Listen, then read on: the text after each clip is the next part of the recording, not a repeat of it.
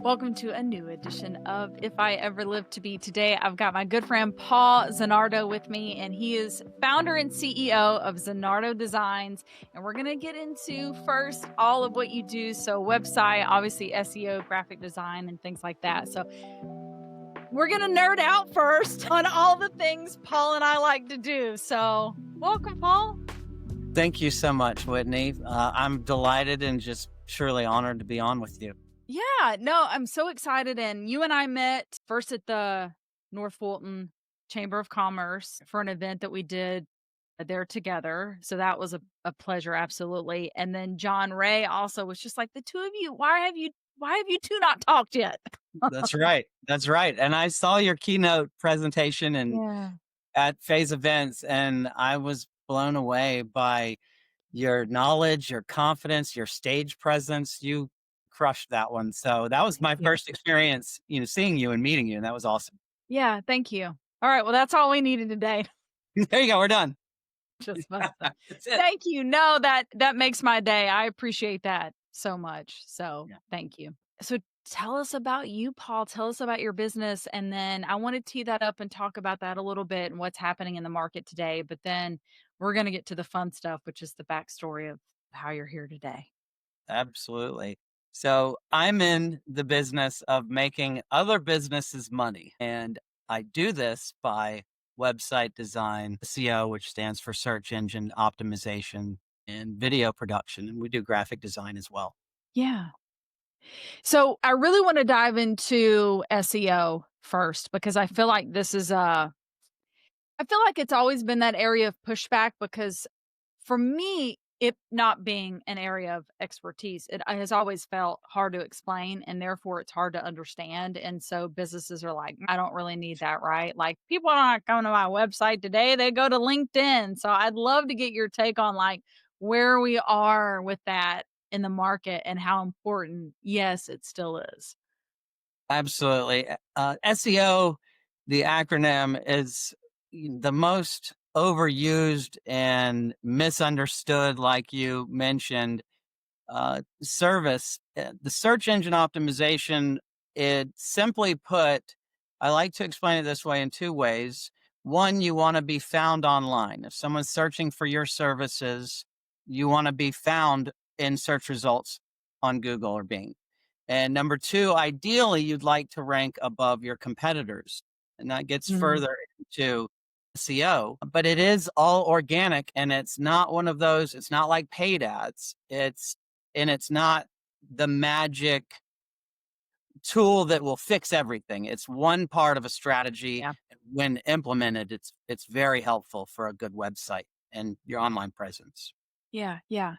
And how about video too? Because I feel like that's one that's a little bit easier for us to grasp just because, we see that. I often ask clients, think about how you engage with other people's content. If you're stopping and you're watching video, that should probably be part of your strategy as well. Yes. As you know, Whitney, video is king on social media. It's the same with your website. If you have an explanation video or an introduction video that's authentic and produced well and professionally, we're visual learners. People would much rather watch a short video that's well made that tells about what you're doing or what you're trying to market than read something. Yeah. So how did you get into all this, Paul? Like at first, like, cause like starting a business is its own thing, right? And then you decided like what you want to start a business in. So how did you get here today? Absolutely. Yeah. I was in sales and marketing and in construction for many years, over 25 years from my previous career. And I made a lot of money and I was very successful in that part of things, but I was not putting God first during Mm, that time. Also, the travel away from home and family and friends, that was rough. And I was, young and doing things my way and not from a faith-based perspective. And after a while of doing that, I was actually sitting in Atlanta traffic one afternoon and I had been away. I was raised in church and I had been away from God. And so I'm thankful that I knew where to go. I started to pray in traffic. It was like I was rock bottom, depression, things like that. And I just said, all right, God, I'm done with myself. Like this, I can't do this anymore. Where do you need me? Where can I serve? And I was like down in the dumps really bad, like looking down in the car. And I looked up, and which I now know is the Holy Spirit told me to look up. And in the sky, and this just still blows my mind. It sounds weird, especially to people that do not believe, that there was a literal sign in the sky that said graphic design, and it was in bold font with bulbs all around it, kind of like an old Broadway style billboard. And I was like, I think I joked that I said that on stage once and everyone laughed the first time I shared it. And I was like, oh God. But I was like, I realized that sounds crazy. But I know that God knows I was so stubborn. He had to give me like a for real sign in the sky. And so, long story short, I got home and talked to my wife about the vision. And with her help, I was enrolled in college at the Art Institute studying graphic design and web design. Got my LLC in 2015, the same year I graduated. So it's been a wild ride. Awesome. I love that. Yeah, there's a new, I guess, a new season. I don't wanna overuse that word, but I'm definitely in a new season of that as well. And what's interesting is I keep describing it as God knows I like to argue with him, and so he he has, like, closed every opportunity on this for me to be able to argue with him, right? Like, he has given me so many signs and confirmations, and it really is. If you're not a believer or haven't heard from him in that way, and it's true, we all hear from him in different ways, but just explaining that, I'm like, "No," he'll answer and he'll like, "Would you like to argue now? How about another one? How about now? Do you still wanna argue? What about now?" I'm like, "Okay, okay, I believe you, God." We So wrestle. We yeah. wrestle sometimes. I never win, but Yeah, right, he doesn't exactly. mind. We only delay. That's all it does is cause a delay, right? Oh my goodness, right. So true. Yeah. Okay, so you went back to school, you got your LLC. Tell us about some of the areas that you focus on too, because I noted like construction, healthcare, restaurants, very specialized in those areas. So walk our audience a little bit through why, construction and restaurant is a little bit different than say like a product. I don't know, like if you're a jewelry store or hair salon, like how are all those markets different?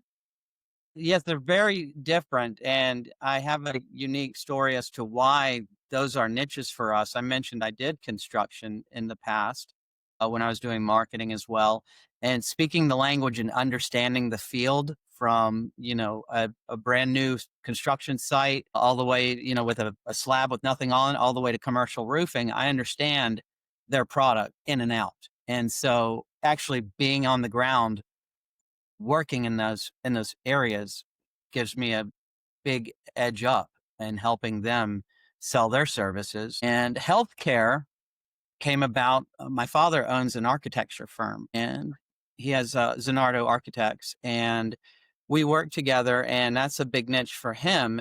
And we partner on projects. He'll design the medical space or surgical center or doctor's office, and then we started years ago working together, and that wound up being a really good fit for us and understanding it through that way. Restaurants is a fun one. I'm a big foodie. I love food a little bit too much. That's why I run to stay shape so I can eat.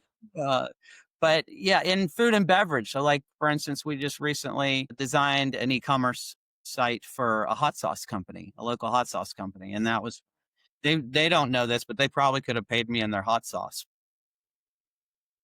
I So, love that. That's but awesome. and business service providers will come up too that will serve. Yeah, yeah. And are there specific challenges that you see currently in the marketplace with those niche areas? And I'm even thinking, there's so I mean, it's interesting because what we do is constantly changing, right? Like you and I were talking about the fact that we just hit the 10-year mark and right, yes. And on intents and purposes, like what we were doing 10 years, even though it's still marketing, it's changed. And now we have AI coming about and things like that. So what do you see like maybe the easiest way to ask is like, is there one overarching change that you have witnessed from that 10 years of business that you're like, this is the biggest change? That as we're talking, two things you mentioned AI, and I'll get to that because it's you Yeah, can't ignore that in your right, space or my space, really any space. But construction especially, building the cost of building materials is insane right now. So that's affecting that entire industry of our economy, everything like that. So they're having a hard time in that space and making sure that they're seen above their competitors and that their professional online reputation looks good because everyone you need to trust and like businesses that you're working with. So those present a lot of challenges from a marketing strategist as well. right. Uh, the AI, everyone's talking about AI. I don't think it's going to take our jobs. I mean, the movie Terminator scares me, but I don't think it's going to be that. I mean, just look at it like when computers first came out, everyone thought teachers were going to be out of a job, and that's the number one tool we use. All we're on a computer right now, So if you use AI correctly, it can be very helpful. And now, that you don't want it to write your social media content because it's a robot and it sounds weird. You want the heart and soul, which, you get some ideas maybe for content creation, but don't let it do everything for you.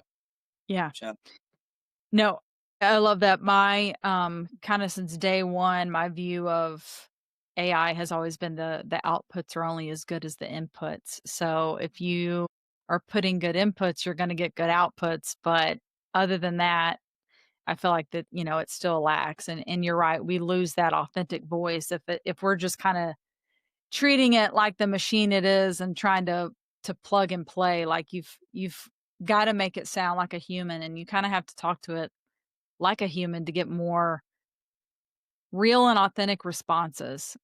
right. That's very true. Yeah, and I feel too like I'll see things others post, and I meet them in person, I'm like, "You don't sound like that." Right.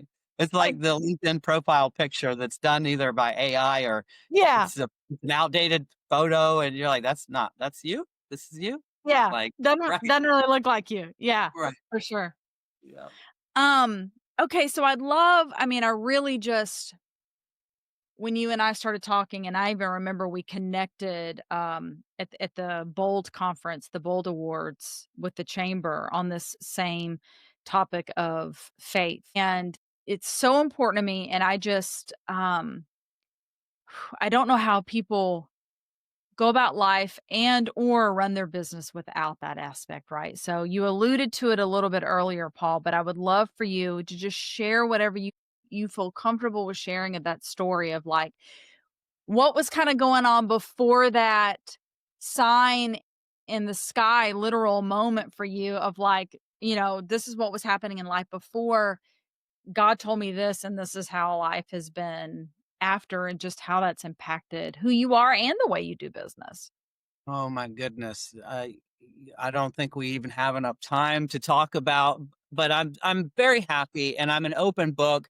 For the longest time, I was uncomfortable to share the dirty stuff from my past It's because I hard. was yeah, I was ashamed of Yeah. what I had done or who I was. I was worried about being judged, all the things. But I was the person that is standing right in front of you right now, Whitney, is a new man. And I don't say that to brag. I'm very humbled by what God's done in my life. He has completely changed me, with addiction. I suffered through that and I've been healed from. I don't even say I'm in recovery. I'm recovered, and to the fact where I was after God took addiction from me from the opiates, I had to have a surgery and I was worried about taking that codeine. And I was like, well, I have this in my past. And obviously you need to manage the pain. I took it the way it was prescribed. And Whitney, it didn't even do the same thing that it did to me in the past. And when I didn't finish the prescription, I flushed it. Like it's mind blowing. And when I told you this before we went on, when people see me now, they recognize me, but they don't. And I get a lot of odd stares. They're sizing me up like this is Paul, but not the Paul. Very odd, you know? So Yeah. addiction, depression, anxiety, self harm, PTSD from a fire, a kitchen fire. It was a grease fire, like all of it. It's just been taken from me. I would be a crazy person to not incorporate that and give all the credit to God. And like we said, I'm okay if you're not a believer. It's not my job to judge, but I need to be an example and a witness of what my life is now. And that also serves our clients in business a lot. Yeah. Yeah. So, where do you feel like that started, Paul? Like, do you feel like this, for lack of a better term, the downward spiral started when you had that fire, like of that PTSD, and then you were just trying to find ways to cope? Like, what was that path to that dark spot before you got out? The fire was kind of at the end of it. Mm. The beginning of it was my parents went through a really nasty divorce, and I had to kind of look after my younger brother, and it was really rough. And I started doing drugs in 7th grade, and I have not been on any type of drug or anything like that. I think 14 years now or something. So the fire was kind of the last part. Like I don't want to say God caught me on fire, but it was a wake up call. Like you got to be done, and then that's when everything changed. After I healed from that, that was disgusting though. That was really rough. Mhm. Like I said, I was really stubborn. And, being in Grady ICU, they work miracles, by the way. I had to have skin grafting, and you can barely tell. But there was a really bad fire at the time, and it was not the one I was part of, but there was a bunch of firemen in the critical burn unit with me, and I screams all night long. And so I had PTSD from sleeping issues and hearing the fire, the roaring of that, and the screams. But I mean, I sleep like a baby, except for when I'm stressed out about work, like we talked about. So Yeah. it's just the difference is night and day, and I wake up every day in the light and in the joy, and I just want to serve. Yeah. When you mentioned you grew up in church. Right. So what was that like growing up in church, stepping away, and then being brought back, right? Because I so think of the word tells us to draw near to him and he will draw near to you. And sometimes my question is, well, Lord, what if someone doesn't like, what if they don't know to draw near to you? What if they don't know the how of that, right? Or even that you exist to draw near to? Sometimes I don't know what comes first there on like the chicken or the egg, but there's a little bit of that, right? Where like if we know he's there and we know we get separated from him, we can. I mean, there's no delay. We can just get back in his word and say, I need you, Lord, and he's instantly there. But I also think of that. What if you just feel so very far from him? Like, how did you come back? Right. And that's what happened. I was young in my faith and didn't understand when my parents got divorced. I was like, well, if this is what God does, I don't want anything to do with him. I can do Yeah. this on my own. And and I didn't Yeah. understand that God is always there and he wants a relationship with you and he wants the best for you. And instead of looking things like, you know, not committing sin or doing things wrong, they're not a list of rules. They're there to protect us. And when you're having problems and you can just talk to God all day, like you and I are talking right now. It doesn't have to be this huge official thing, and it's not a hindrance. It's a it's I don't even have words for just walking in the light. So I try to be that example. Does that answer your question? Yeah, yeah, yes, because I'm just kind of thinking of, what led up to that car ride that you had. Like if I'm almost thinking of those, Paul, that they've just they feel like they're too far gone. That's a really good way to put that, where they just feel like they're too far gone. And I'm sure you felt that way, but God met you there anyway. So like what had led up to that car ride home that day? I mean, I for years before that, I started going through the self harm and harming myself, and I was getting to the point where I didn't want to be here. I was ready to check out. I mean, Yeah. and that's a low place to be, and that's a Yeah. scary place. And I have family, I have friends that need me, and thank God this was all before our son was born. But it was hard on my wife and I. We had just gotten together, been married at that time, and it was hard. And I just was like, all right, look, I don't know what to do. Like, I need you, and he came through in more ways than I can be thankful for. Yeah. I love that. Yeah. Well, and just your description of it, I was thinking of King David because it's King David kinda sorta did nothing but win, right? Like, even though he had so I much. was Paul. Yeah. Well, he had I was so much. the non-Paul. Yeah. Well, and he had so much persecution, it would just but, like, God brought him through every time, but the thing of it is, David could say, "Yes, I'm all these things. Yes, I win. Yes, I have this wisdom, the greatest king," and just overcome so many battles and attempts on his life, but he always brought it back to the fact that, like, "But I am all these things because God made me this thing," right? Like, it's yeah, absolutely. It's just, sure, I am this, but it's really only because that's God in me. Otherwise, Whitney's not really that great of a person. She's alright. No, but and it's strange though, when I sit here and I have conversations with you about this, we're talking about my past. It's very surreal because I feel like I have memories from someone else that Yeah. are there. Obviously, that was me. I did hurtful things, to myself and others, and, but it is it isn't it's not like they're my memories, if I can explain that way. Being made new through Christ is a wonderful feeling, and I'm happy to share that and help others and be there for them. Yeah. No, I totally get that, and I mean, I think I even have those moments, in my life too, and that can be so hard to describe, but it does. It feels like 10 lifetimes ago that, XYZ happened, and you just come out of it, and it really is new life. It is, but I don't know how much you're gonna charge me for this therapy session.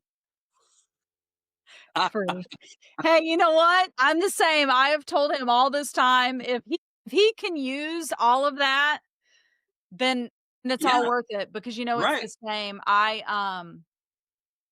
mean, my terrible joke is I am the only proof my parents were ever together. I mean, yes, I've seen wedding pictures and stuff like that, right? But, like, I have no memory of them ever being together.